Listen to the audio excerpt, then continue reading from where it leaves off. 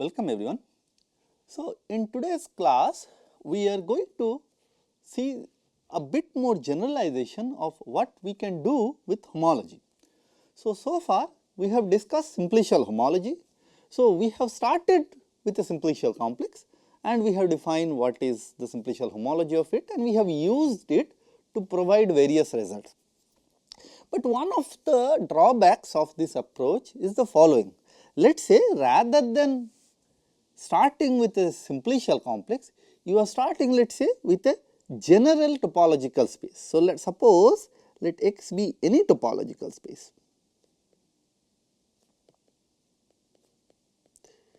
Now, the first question is whether there is a simplicial structure on X admits a triangulation or not. Okay. So, we will discuss later also how to determine whether a topological space admits a triangulation, admits a simplicial structure or not. So, as we have seen with simplicial complexes, that in general the topology on simplicial complexes are Hausdorff normal. So, in particular your X needs to be at least Hausdorff normal to admit such a structure. So, there are certain restrictions on the topological space. But let us say I start with an arbitrary topological space and I want to develop a homology theory, I want to develop a homology group independent of how X looks like. Okay. And so, this is where we are going from simplicial complexes to general topological spaces. Of course, simplicial complexes forms a large class of topological spaces, but in general the class of topological spaces is way bigger than the set of simplicial complexes. Okay. And so, one of the approach is to learn the lessons from homology, simplicial homology, and try to see if we can generalize this to a more general context. Okay. And so, the intuition is the following. Suppose X is a topological space, you start with arbitrary topological space. If it admits a simplicial structure, what do we have first of all? So, for let us say I take a point as a 0-dimensional simplex, and if X admits a simplicial complex structure, then X must have some set of vertices. Okay. And each of these vertex I can think of as a map from a point to your space. Okay. So, each vertex, so we have seen this description in the delta complex structure also, each vertex I can think of as a map from point which is 0-dimensional simplex to your space. Okay. Similarly, so there will be many such maps. So, this is let us say delta 0, I am calling them sigma 0. There are many such sigma 0s, there might be many vertices. Similarly, for so this is these points are vertices. So, the images going to vertices. Then we have 1-dimensional simplices, that is the edges. So, X I can think of as maps from delta 1, which is interval, to X. And in general, this is let us say 0 earth 1, this is earth 1, N is essentially you get map from delta N to your space. So, call them sigma N. Okay. So, I can think of X as union of these sigma i's, images of sigma i's with some lambda which also depends on I. So, various map you have let us say 5 vertices. So, you will have 5 maps in from delta 0, you have let us say 10 edges. So, you have 10 maps and similarly N. Okay. And you can put a topology based on this map as we have seen in the delta complex structure. We look at its union and we use these maps to define the topology. Okay. And under this topology, these maps, these characteristic maps become continuous. Okay. Now, if I flip that story, if I flip that point of view and I forget what kind of X I am starting with, I forget whether X admits a simplicial complex structure or not, I just focus on this picture here. I start with an arbitrary topological space and I consider all continuous maps from delta 0 to my space X, forget about X0. Okay. I forget about X1 also, and I consider set of all continuous maps from delta 1 to X. Similarly, in dimension N, I consider set of all continuous map from n-dimensional standard simplicial simplex to X. Okay. of course, set of all continuous maps from a point to a space is infinite. So, this collection will be infinite, this collection of maps will be infinite, no problem, but I can still consider that. Okay. I will get some objects which has infinite many elements, but I can still consider that, right. So, brutally I can simply consider set of all continuous map from points to x, set of all continuous maps from intervals to x, set of all continuous maps from n dimensional simplex to x. Okay. And I can consider these collections to define the homology, meaning for n chains, rather than taking the free abelian group generated by vertices or n dimensional simplices, I can consider the n chains, this vector space generated by set of all continuous maps from delta n to x. It will be an infinite dimensional vector space, but still it will be a vector space. Okay. And then I can try to define the boundary map, similar way we have defined for simplicial homology, and we try to see if I can construct a chain complex. Okay. And this method indeed works, and this version of homology, what we are going to see a glimpse of it, is what is called singular homology.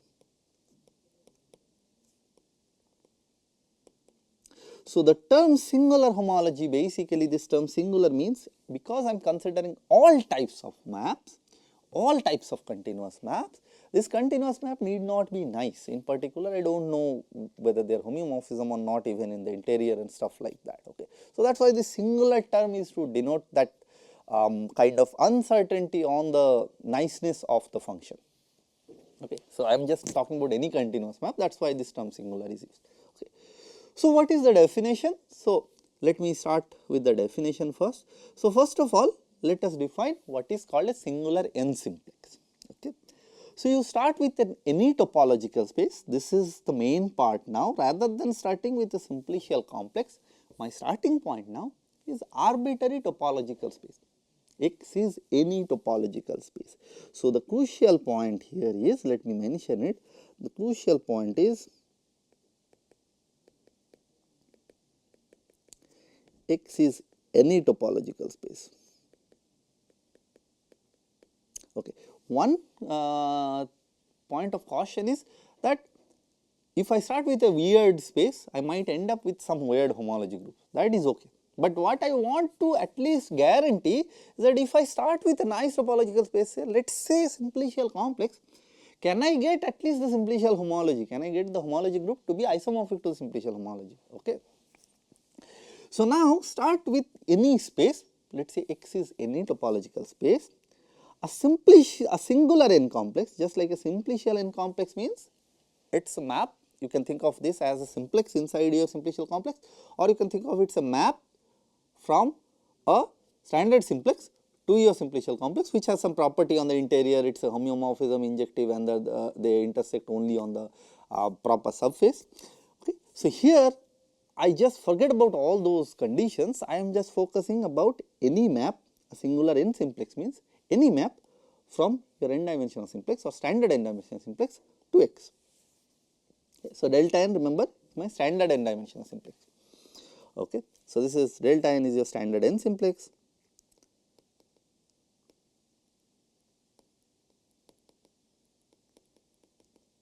Okay. And whenever I am talking about standard n simplex, I am always focusing the fact that it is oriented. So, standard oriented n simplex. So, in particular, I can write this completely in terms of the vertices V0 to Vn. Okay. Right. So, then, so this is a delta n sigma is a map from delta n to X. Okay. So, now I have defined what is a singular n simplex. I consider the collection of all singular n simplex, and I consider the free abelian group generated by them or free module generated by them over Z. Okay. So, here everything I am going to do over Z or R. I am not going to focus on coefficient as we did before, just going to focus on the coefficient to be Z or R. Okay. So, primarily Z. Okay. In this, for this discussion, let us focus on Z. Okay. So, what is CNX or the singular n chains?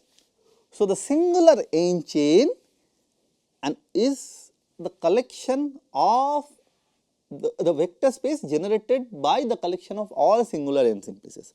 So, Cnx is the free abelian group, the free module over Z generated by the set of all singular n simplices in X. Okay. So, what would be the elements here? So, let us just elements of Cnx is called singular n chains. Okay. So, we are going to say the elements of Cnx to be singular n chains. So, how does an element look like? Let's just put it here. So, suppose I take 3 such maps. So, let us call it delta 1 as let us say delta n to x, any 3 such maps. This is an example. Let us say 2 such maps. I don't need 3. So, an arbitrary element of Cnx will look like something like C1 delta 1 plus C2 delta 2, delta n is delta k is plus Ck delta k. Okay. And this is just formal summation. There is nothing particular about it, it is just a formal sum. Okay. So, Ci's belongs to Z, okay, and delta i's are mapped from delta n to x. Okay. So, one thing to notice is this every element, this n denote the dimension of the domain of the n chains. Okay. So, these are all m simplices, singular n simplices, and elements of Cnx are just formal linear combination, finite linear combinations of n simplices, singular n simplices. Okay. So, that is my Cnx, that is my chain elements, chain groups. Now, to define the chain complex, I have Cnx now. Now, I have to define the boundary maps, just as we did for simplicial homology. So, now let us see how I can define the boundary map. Well, see, the case of simplicial complex, what we did was the following.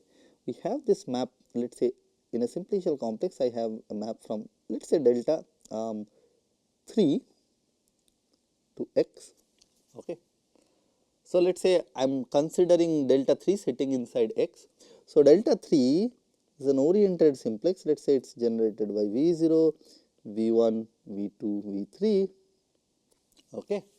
And so, the boundary map, the way we defined the boundary map delta of sigma, what we did was we essentially take minus 1 to the power I, and then we have taken V0, V1.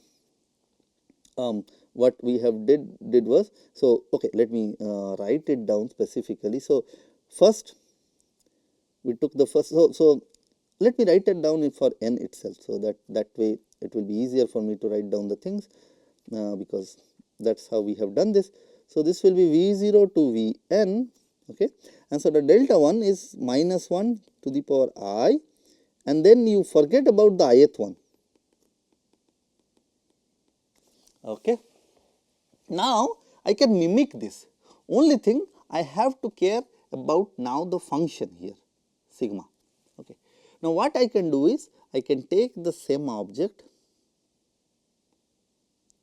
and I can restrict sigma to this face. Okay. So, one of the thing here, if I want to consider the restriction map of delta n of sigma on delta n to a proper face, it will be an n minus 1 dimensional simplex, and the restriction map automatically gives you an n minus 1 singular map, singular simplex, right. So, the thing that I have to do is this, I have to identify it with delta n minus 1, and that is automatically identified. There is a canonical isomorphism, canonical natural way of identifying them, because to define a simplex, all I need is n dimensional simplex is n plus 1 vertices V0 to Vn. So, here if I remove Vi, I get n vertices V0 to Vn minus 1. That arrangement will give me an automatic natural identification. Okay. So, all I need to do is to define delta is just take the restriction, and that is what we have done here. So, we define the boundary map delta n from Cnx set of all singular n chain to n minus 1 dimensional singular n chain is via the following. Delta n of sigma, sigma is a map from delta n to x. So, sigma acts on this standard n simplex V0 to Vn, and on the right hand side it is summation of minus 1 to the power I sigma restricted to V0 Vi hat Vn. So, this we are identifying with delta n minus 1. Okay. So, sigma restricted to this face is actually a map from sigma from delta n minus 1 to x. So, it is an n minus 1 dimensional singular chain. So, this is an singular n minus 1 chain, because it is a formal linear combination of singular n minus 1 simplex. Okay. Now, this is the part that I was mentioning, that we are using the order of n simplex of delta n. So, RHS is a singular n minus 1 simplex, which is the restriction map of delta to the simplex. Okay. So, we are canonically identifying delta n minus 1 with the proper face of n minus 1 dimensional face of delta n. Okay. Now, the point here is we have not done anything serious except the fact that in this case this might be an infinite dimensional. In most cases this is indeed an infinite dimensional vector space. So, the only difference from simplicial homology to this case is I am focusing, rather than finite dimensional vector space, I am focusing on infinite dimensional vector space. These vector spaces are infinite dimensional now. Okay. Elements are finite linear combinations. Each element is a finite linear combination of simplex, but as a vector space it is infinite dimension. That is it. So, every time I am dealing with this boundary maps and the coefficients, everything is finite linear combination of singular n simplexes, but the object as a whole is infinite dimensional. The collection of all objects is infinite dimensional. Okay. So, now once I have this boundary map is almost similar exactly, except I have just put sigma. In terms of symbol, I have just put this thing before everything. Everything else is same. Okay. So, the same argument excuse me, the same argument as simplicial homology is going to tell you that delta n composition delta n plus 1 is 0, because this proof only depends on the indices, and before every indices you just put sigma restricted to that. That is all there. So, here in general the boundary map for simplicial homology is this one. Okay. And so, indices are not getting changed by putting this one. So, every index you just put sigma restricted to that. That is it. That is the same proof. The same proof will tell you that delta n composition delta n plus 1 is 0. So, therefore, I have this chain complex which works like this. I have this Cnx, and then I have Cn minus 1x, and then I have Cn plus 1x, and I have, so which way I have defined the delta n. So, delta n is from Cn to Cn minus 1. So, the domain set I am keeping it. So, this is delta n, this is delta n plus 1, and so we know the delta n plus 1 is 0. So, this indeed forms a chain complex. This is called singular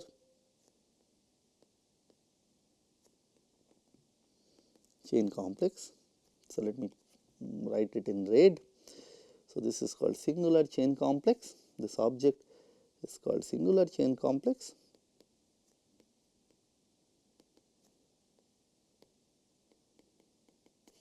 Okay, singular chain complex. So, because delta n composition delta n plus 1 is 0, this implies that kernel of delta n, image of delta n plus 1 sits inside kernel of delta n. Okay.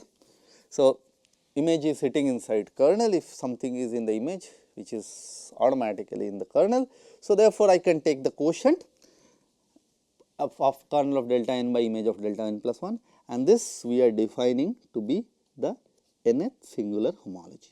So, the nth singular homology group is nth singular homology, let us say group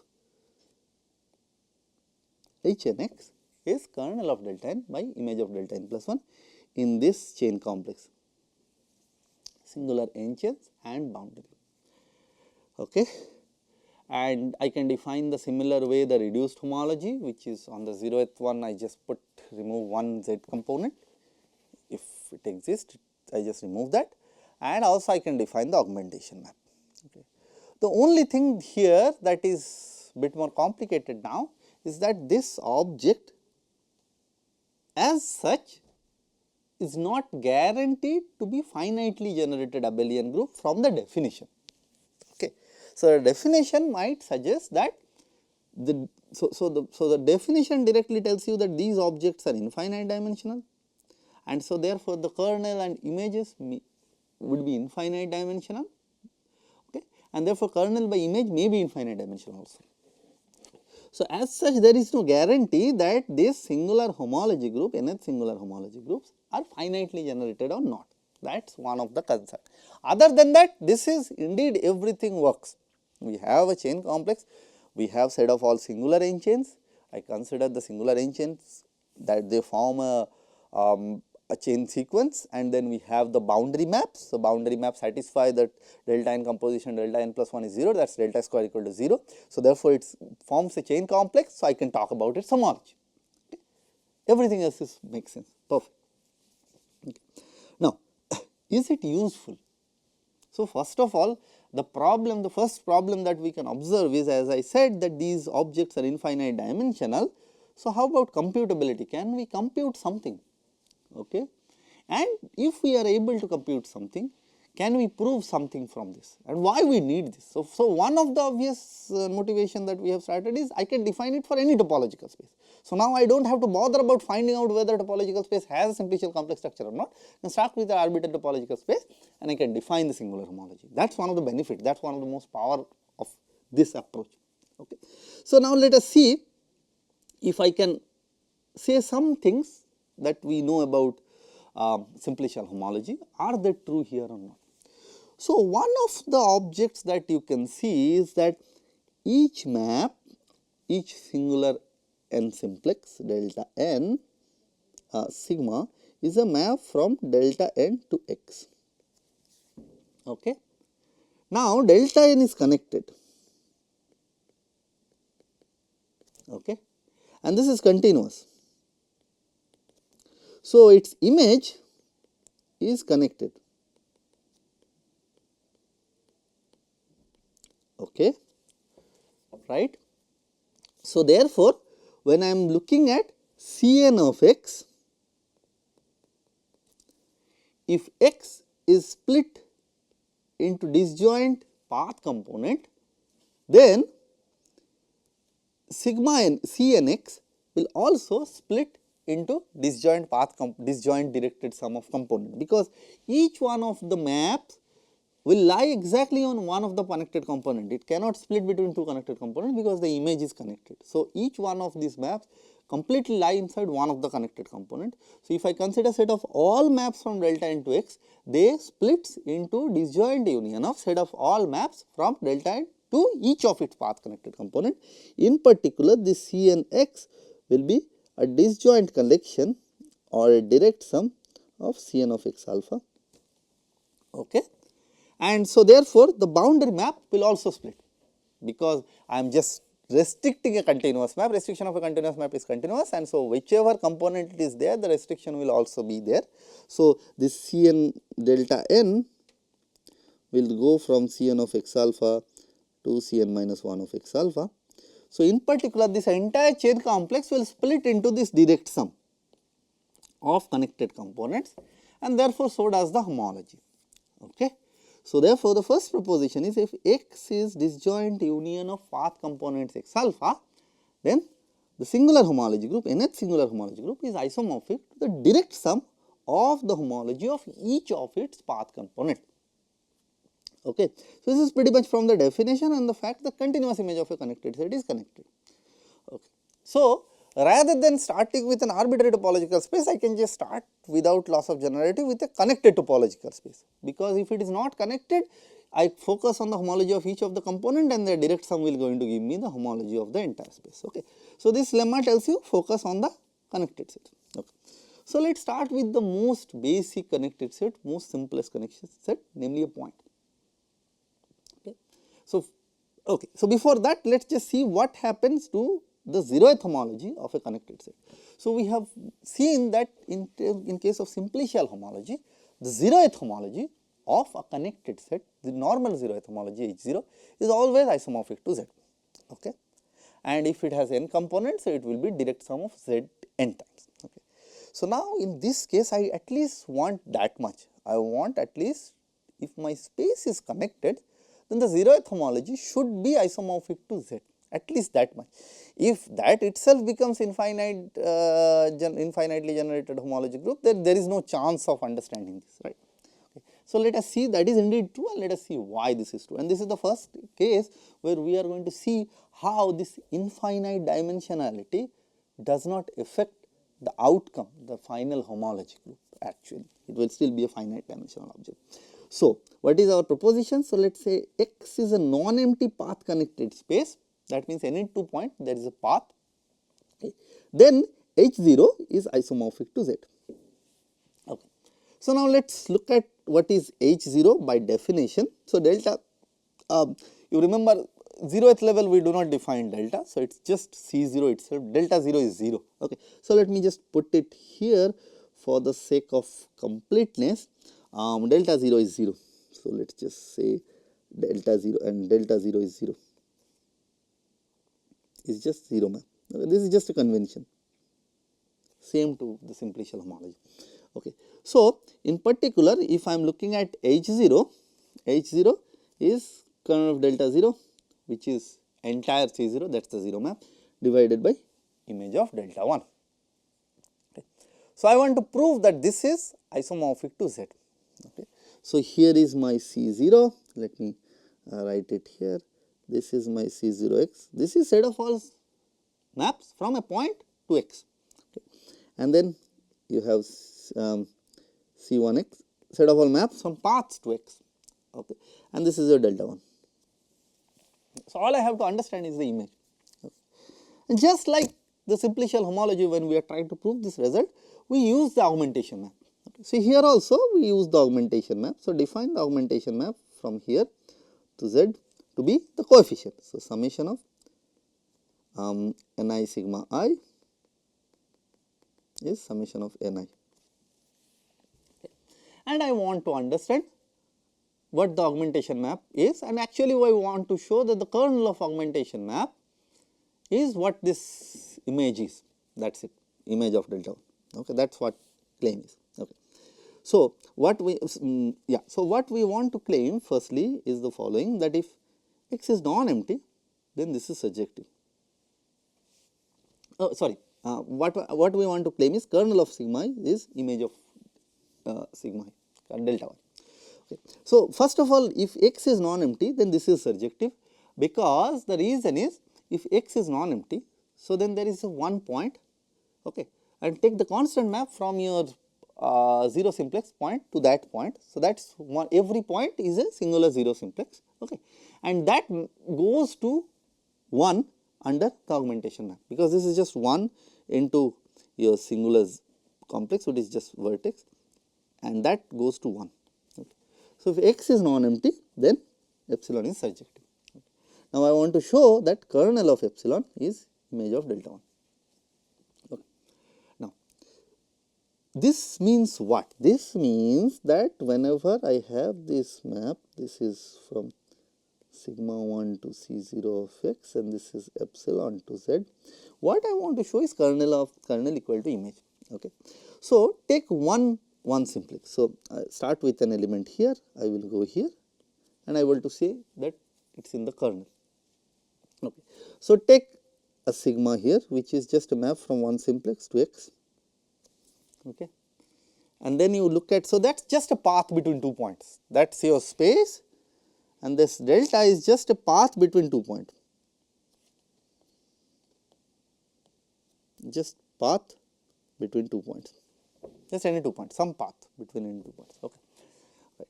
So, now if I apply epsilon augmentation map to this sigma, so augmentation map of delta 1 of sigma, so augmentation map of sigma restricted to V1 minus sigma restricted to V0. So, that this delta 1 I am considering as V0 V1, and so this is sigma of V0 and this is sigma of V1, okay. So, then because delta 1 boundary of sigma is sigma of V1 minus sigma of V0. So, this is 1 into this one, this is minus 1 into this one.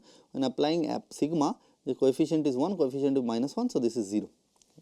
So, clearly image of sigma 1 is subset of kernel of epsilon. So, one side we have proved, so this side we have proved. Now, I want to prove that the kernel of epsilon is equal to image of delta 1. So, let us see what is the meaning of kernel of epsilon, kernel of augmentation map. So, you choose with element summation of ni sigma I, and its epsilon is 0, meaning its coefficients are 0. Summation of the ni's are 0. Now, one of the things that you should notice is that elements of sigma C0 are maps from points to x, which are just vertices, which are just points. So, elements of delta i's are points of x. These sigma i's are in C0. So, these are in C0. Okay. So, they are just points, and you know that the summation of ni equal to 0. Okay.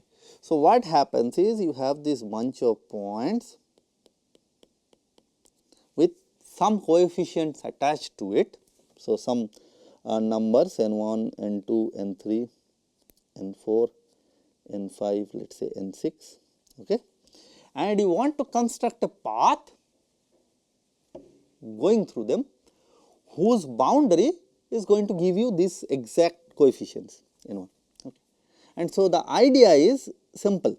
So, the idea is you go from sigma 0 to sigma I. So, you start with let us say n0, that is your first one, sigma 0, and you look at this sigma 1, sigma 2, sigma 3, sigma 4. I can do this because these are path connected. Okay. So, tau I is the path from sigma 0 to the image of sigma I. So, sigma 0 to sigma I. Okay. And because it is a path from here to here, its boundary delta of sigma tau I is sigma I minus sigma 0. Okay. Right. So, now if I look at the boundary of summation of ni tau, sorry, this is tau I, ni of tau I. So, I got this paths tau i's, which are let me draw it here again. So, this is your point, this is your let us say for 3 or 4 I do that. So, this is your image of V0. So, this is associated to N0, this is associated to N1, this is associated, let me write this is as sigma of V0, this is sigma of V1, this is sigma of V2, sigma of V3 or something like that. Okay. Or you can think of this as sigma 1. Let me write it rather than thinking of them in terms of V0, V1, V2, V3, what you can time is sigma 1 of let us say V, sigma 0 of V, sigma 1 of V, sigma 2 of V, sigma 3 of V. Okay. And what you do is you do this paths. So, this call this tau 1, tau 2, tau 3, okay. And then you call take this let us say this is tau 0, tau 1, tau 2, and this is n0 tau 0, n1 tau 1, n2 tau 2, okay. And then ni tau I, in particular tau 0 is just the constant path, okay. So, then what will happen is this is there. So, delta of summation of ni tau I is summation of ni sigma I minus summation of ni sigma 0. Now, summation of ni equal to 0, that is what kernel of epsilon means. So, this is just simply summation of ni sigma I. In particular, image of this one simplex, singular one simplex is this object whose summation of ni equal to 0. So, as soon as you get something which is in the kernel of epsilon, you can construct an singular one chain whose boundary is that one. So, therefore, kernel is subset of image. Okay. So, what do we see? We see that kernel of, so what we have got. So, here we have proved that kernel is exactly equal to image, kernel of epsilon equal to image of sigma 1. So, therefore, and this is a surjective map. So, what do we get? We have this surjective map from here epsilon, okay, and this is surjective map. So, you know that first isomorphism theorem tells you that C0, so epsilon is surjective. Let me complete this here, because once we proved it, let me complete it here. So, what do we get?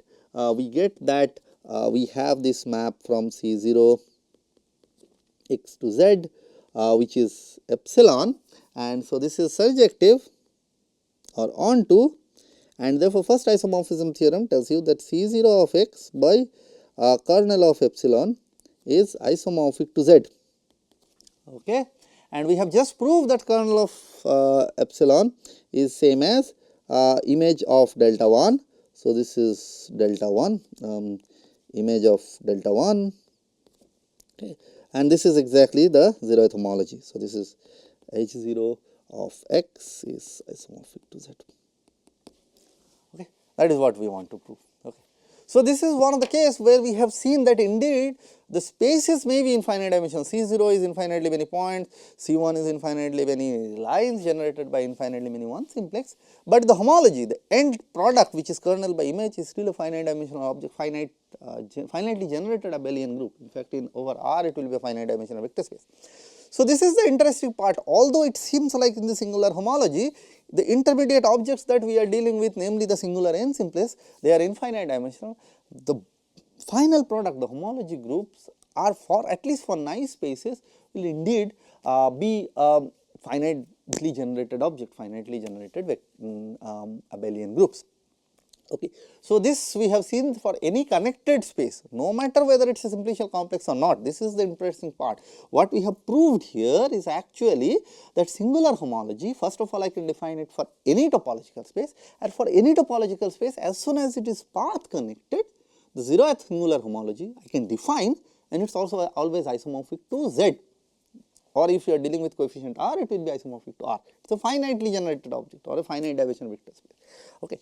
All you need is space to be path connected, no extra structure, no simplicial complex structure. Okay. What about the next one? So, let us start with another simplest space, which is a point. And we have seen in case of simplicial homology, if I just start with a point which is a 0 simplex, I can compute all its homologies, simplicial homologies. Okay. So, on the 0th homology, because it is connected, you will get isomorphic to Z, everything else is 0. Is this indeed true here? If let us say for even a point, if the higher dimensional homologies are infinite dimensional, then this tool is not that useful, right. So, this is indeed true, and the point is, if x is a point, then the singular homology is exactly same as simplicial homology, namely at n equal to 0 this is isomorphic to Z, and for other homologies it is simply 0. Okay. Now, the proof actually you are going to see how, although things are infinite dimensional, so one of the points about x being a point is x is a point. So, every function is a constant function. So, and it is only one point. So, every dimension you have only one function, that is just the constant function. So, for x a point, your whole structure of singular n chain boils down to finitely generated objects. Each is a set of all singular n chains are isomorphic to Z. They are free abelian group generated by only one element, one constant function. So, in the first step itself everything becomes finite object, finitely generated or finite dimensional. So, subsequently you are going to get the same thing, that is the idea here. Okay. So, let us see how the proof works. So, suppose x is a point, okay, then Cnx is generated by one element, you have only one, your space is just one point. So, every function is a constant function, it is the same function. Okay. So, delta n is summation of minus 1 to the power L delta n minus 1, and so if these are all same, okay. So, if this I is odd, so it starts from 0, so if I is 0, so if n is odd, so if n is odd it starts from 0 to n, so this is n plus 1 is even, therefore, you will have plus all this object which is plus 1 minus 1 plus 1 minus 1, so a even number of terms that will be 0. So, this is 0 if n is odd, and this is 1 if this is sigma n minus 1 if n is even, that is it. Okay. So, what do we have in the chain complex? On the C0 we have Z generated by 0 simplex, there is only one, this is C0. So, this is C0 of x, C0 of a point, that is isomorphic to Z. This is C1 of a point, is isomorphic to again just generated by one constant map, and these maps are same, they are just the constant maps. Okay. But the difference is this boundary map, if n is odd it is 0, if n is even it is identity. Okay. So, therefore, alternatively it will run between 0 isomorphism, 0 isomorphism and so on. Okay. And now you do the kernel by image. So, if I let us say at this point, if I look at kernel, that is the entire space, image is an isomorphism, say again Z. So, in the quotient you get Z quotiented by Z, that is trivial group. Okay. In this state, this is isomorphism. So, the kernel is trivial, and anyway the image will be inside the kernel. So, in this case this is basically 0 divided by 0, that is isomorphic to 0. So, alternatively it is either Z quotiented by Z, which is trivial, and only on this case we have seen that if because it is connected, it is isomorphic to Z, the H and H0 of x is isomorphic to Z, everything else it is 0. Okay. Right. So, at least for the basic spaces we know that this is actually following the same pattern as simplicial homology. Now, this is indeed true for general simplicial complexes. We are not going to see a proof of this result, but this is a very important result in homology theory, that if X is a space which admits a triangulation, any triangulation, as long as it admits a triangulation, then the simplicial homology and the singular homology of X are indeed isomorphic. So, this requires some machinery, this is not a very obvious object. So, for example, you have to deal with infinite dimension spaces indeed, and not just one dimension, every dimension this is true. And one of the things that you can guess why this is hard is that if let us say you are dealing with a space X which is a square. Okay. So, this will have non-trivial maps from, so let us say X is, let us say a disk, okay, which is indeed a two-dimensional object roughly. And so, you will have a map from delta n to this thing which are non-constant map, even if n is greater than equal to 3. Okay. But whenever you have a two-dimensional simplicial complex, your simplicial complex only contains simplices of dimension 0, 1 and 2. Okay. So, one of the trouble of this theorem is to make sure that when we are dealing with a finite dimensional simplicial complex, let us say 2-dimensional simplicial complex, the singular homology only exists up to dimension 2, everything else does not even exist simplicial homology. So, according to this theorem, the singular homology should not exist, however, the singular engines do exist. So, that is the hard part of this theorem, we have to actually take care of that part. Okay.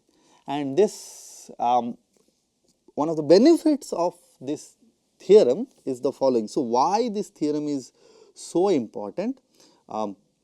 One thing is I can apply, forget about simplicial complexes or topological space, I can just look at the singular homology and I can just start applying my theorem. Okay. I know that once it admits a triangulation, it is same as singular homology, so all simplicial homology. So, all the results of simplicial homology or computation are still true. Okay. That is one. Second thing is, remember for simplicial homology, defining the induced map, induced homomorphism was actually tricky, was actually somehow tricky. Okay. We have to define what is called a subdivision operator, and then we have to define what is called a simplicial approximation, and using that we have to define induced homomorphism. However, so for singular homology, defining induced homomorphism is actually quite straightforward. So, let us see how you can define what is called an induced homomorphism. Okay. So, suppose F is a map from X to Y, okay, right. So, suppose you take an element sigma in Cnx. Okay. So, sigma is simply a map from delta n to x, and I can compose it with F to get a map from delta n to y. So, I can clearly define F hash from Cnx to Cny by F hash of sigma is simply F composition sigma, okay, and then I extend it linearly. Okay. So, Cnx is generated by object sigma and you, if it is summation of ni sigma I, then you generate extend it f hash of this to be linearly. So, then extend f hash linearly. Okay. This means that f hash of summation of ni sigma I is summation of ni f hash of sigma I. Okay. So, this indeed gives you a map of Cnx to Cny, and because I am composing with a continuous function, if I am looking at the restriction, it actually respects it. So, restriction of f is exactly f composition of the restriction. Okay. So, what I am trying to say is, in this manner f composition this on restriction on something is nothing but f acting on sigma this restriction. Okay. So, f takes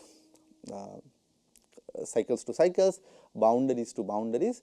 So, automatically f takes Cnx to Cnx, and not only that. So, f behaves well with respect to f preserves boundary operator sigma. Okay.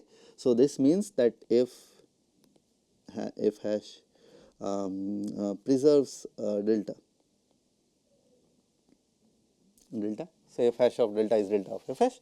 So, therefore, this will imply that automatically we get an induced map from Hn of x to Hn of y induced by f hash. Okay. This is just by definition. Okay. So, induced homomorphism for singular homology is straightforward to define. Okay. You can check this, check this part, f preserves sigma, or f commutes with sigma if you want, delta of f is f of sigma. Okay. So, let me write down f respects sigma delta.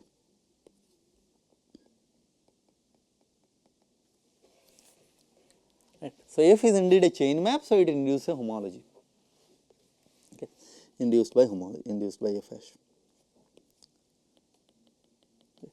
So, the induced map is quite natural for singular homology. In fact, it is the most natural object.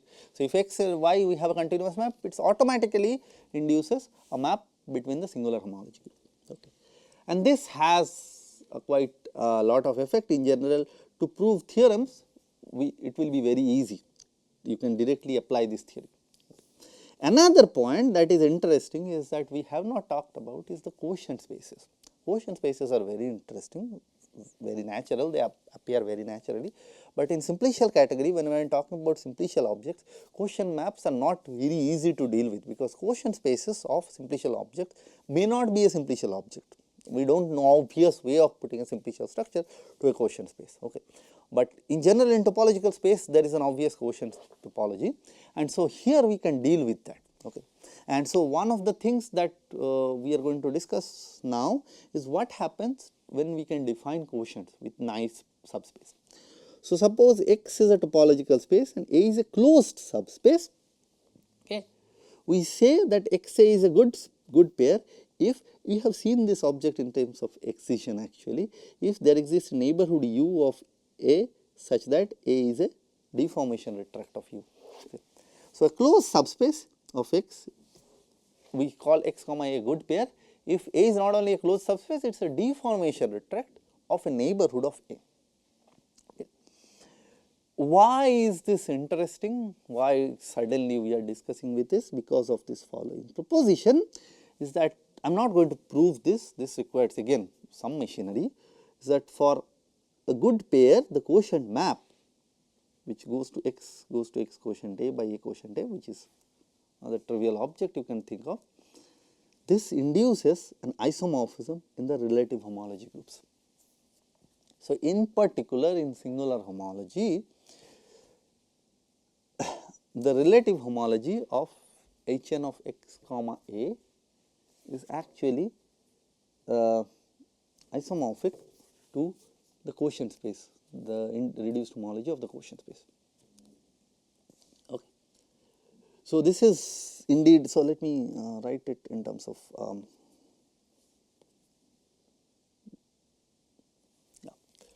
So, this is indeed an interesting observation that it induces an isomorphism on the quotient space. So, in particular I can think of reduced homology rather than a quotient on the chain level, I can think of this in the quotient of topological space level also for good pairs. Okay. And this is a very powerful tool. So, now you can use whatever the mere vibratory sequence or existential theorems that you have seen in the simplicial category, I can use directly them to the singular homology. Now, I know the singular homology groups are same as the simplicial homology groups. I can replace the simplicial homology groups with singular homology groups, and rather than looking at the relative homology, I can just look at the quotient space, and I can think of the relative homology as the homology of the quotient space. Okay. So, you can go back to your mere vibratory examples and excitation examples, and in the replace the relative pair, if they are good pair, most of the cases they are, many of the cases they are, and you replace them the relative homology group by the quotient space. Okay. And you will see that you will be able to see the thing from a different perspective rather than the relative homology, we will be able to see them as the quotient spaces. So, for example, if I look at so you can see, for example, if I look at a straight line, okay, and I take the quotient space with respect to these 2 points, let us say P and Q. So, the quotient will be a circle. Okay. Similarly, if I look at a disk and you look at the boundary of the disk, okay, boundary of this disk, let us say this is D and this boundary of D, which is S1, and you quotient it out, and so D quotiented by S1 will be homeomorphic to sphere. Okay. And so, I can use the mere vibratory sequence with this isomorphism to directly compute the homology of the sphere. So far. So, this will be exactly the homology of the so let us say k dimensional homology of this k dimensional homology of your sphere Sn will be isomorphic to k dimensional disk D n quotiented by Sn minus 1, which is boundary of Dn. Okay. And so, this will be we will be able to compute the homology of sphere directly using, we can compute the homology of sphere using this relation also. And there are many more applications of singular homology. The good part is because the induced homomorphism is quite naturally defined, you can define this induced map and mere vibratory sequence and excitation very straightforward way, and the proofs will be pretty much similar except a little bit trick here and there. The proofs are more or less look similar, but the major point is I can define it for any topological spaces, most of the results will be true, and the things looks quite natural from the perspective of topology in general. So, I can, the induced homomorphism is quite natural. So, I can use them to look at the maps between the homology groups. They looks quite natural from the starting from the maps between topological spaces to the maps between homomorphisms. They are quite natural, and we can kind of keep track of them and use them to define to compute things just like this. And also I can talk about quotient spaces very naturally here. So, that these are many more, there are many more benefits in singular homology, and we can prove much more complicated results using singular homology, and we can define homology groups for a larger classes of topological space, pretty much all classes of topological space. Okay. Okay. So, we are going to stop here, and in the next class we are going to see some axiomatic or abstract approaches about homology groups. Thank you.